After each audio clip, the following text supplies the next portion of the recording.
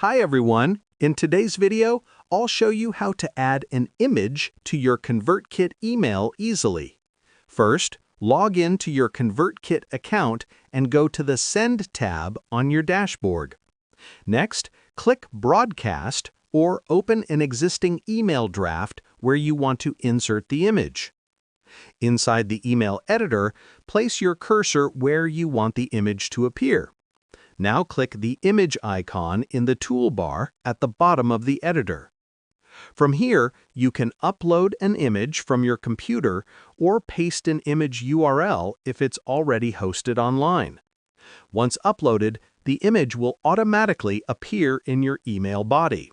You can resize it or align it as needed using the options provided.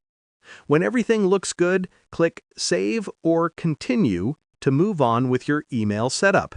And that's it. You've successfully added an image to your ConvertKit email. Thanks for watching, and I'll see you in the next tutorial.